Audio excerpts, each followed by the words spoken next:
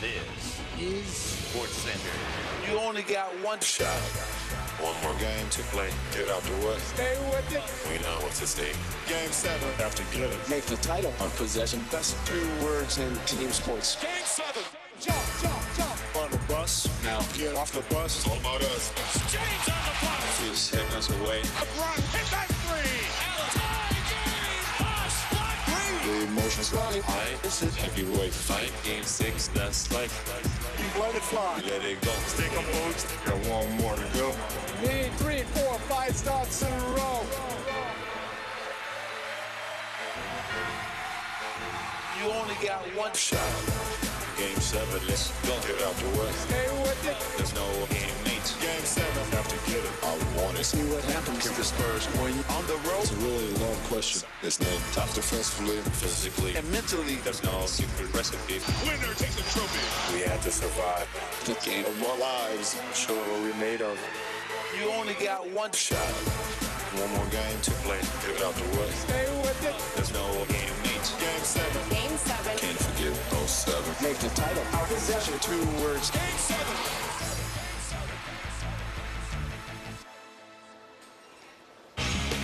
Welcome to SportsCenter and tonight's epicenter of NBA basketball, Miami, Florida, where the Miami Heat host the San Antonio Spurs in a game not 5, not 6, game 7. Here's how we got here. The Miami Heat, late in game 6, offensive rebound and assist by Chris Bosh. The great John Wooden once said, failing to prepare is preparing to fail. And look at Ray Allen, a couple of hours before tip. I think he loves that spot, Magic Johnson, on the right side of the hoop, as he goes right back to the same spot where he had success in the previous game.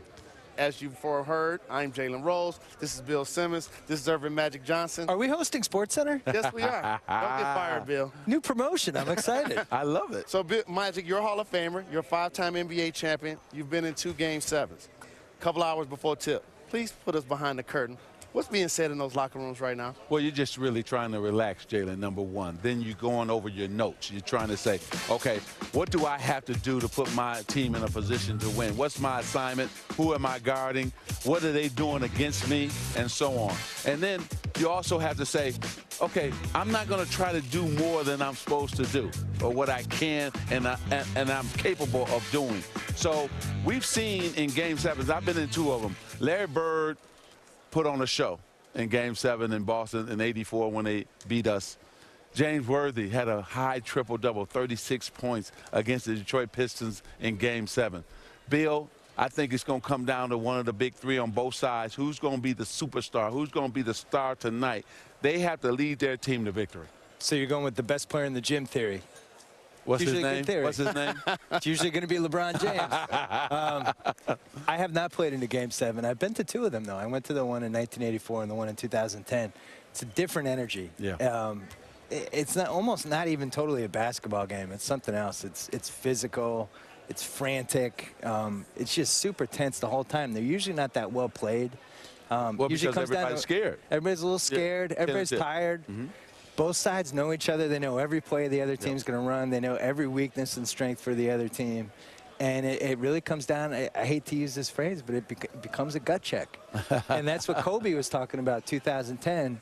And he said that was his favorite game he'd ever played in, even though he went 6 for 24. But he said it was like going into the lion's den. Well, what about you? Are you scared tonight? You tired? I'm not Ready scared. to go? It's a sense of finality. You know, you have a long summer of preparing, being on the track, being in the gym, doing drills, talking about your goals for the season. You have training camp, you have preseason, you start the regular season. Everybody talks about the 82-game schedule as being a grind. Now you get through the playoffs, you get through the first 5 games, all of a sudden a huge Game 6 for the Miami Heat, come back winning. Now you're in Game 7. A champion will be crowned in this building tonight. That's very exciting. When I'm in those situations at the end of the game, you always feel like there's an opportunity. You just got to keep your head right there in that moment. Rebound Bosh. Back out to Allen. I always mimicked that moment, trying to put myself in that pressure-packed situation. His 3-pointer. Bang! Tie game with 5 seconds remaining. Every kid dreams about hitting a shot, where you bring, your crowd to their feet. It's like a moment that you prepared yourself your whole life for. Well, Lindsay, it may not be fair, but from the day he uttered the words, "I'm taking my talents to South Beach," LeBron James has not only been the best player on the planet, but also the most scrutinized. The Miami Heat were put together for moments just like this one, but can they handle the pressure? Will they think about their legacies, or will they think about getting the task done, beating the San Antonio Spurs? James has spent a lot of time with his kids watching SpongeBob. I talked to Chris Bosh about his routine heading into Game 7. Kids are the best medicine because they don't care anything about the game. They don't even know what Game 7 means. They just, of course, they know Daddy wants to win, and they want Daddy to win, and that's good enough. But time passes better because all they want to do is have fun, smile, and play. You can't focus on the victory. You can't focus on the reward. The only thing you can focus on is the task. And so for this morning, all it was the shoot-around, prep. There's anything more. There's no special words or speeches I gave them. And the most important thing they can do now for the next, 8-10 hours is get off their feet. How do you keep the butterflies away, Chris, over the next 8 hours or something? Just try to do your best to make it till game time. I'm over the butterflies. I had them in Game 6, and they're gone. Before Game 5, Bosh said he was being a mess all day. He talked about butterflies in Game 6. I'm not sure I'm buying, Lindsay, that he is not going to experience them for the final ultimate game, the most important game of his career. Erik Spoelstra has tried to get this team to stay in the moment. That's the mantra from the start. And if any team can compartmentalize all that is swirling around them, it is this Miami Heat team. That's how they were able to calmly get the ball to Ray Allen for that three-point shot in game number 6. And as for Pat Riley, a constant presence in this organization. Erik Spoelstra constantly in touch with him, but Spoelstra said today the hay is already in the barn. There's not a lot Pat can do for us now, Lindsay.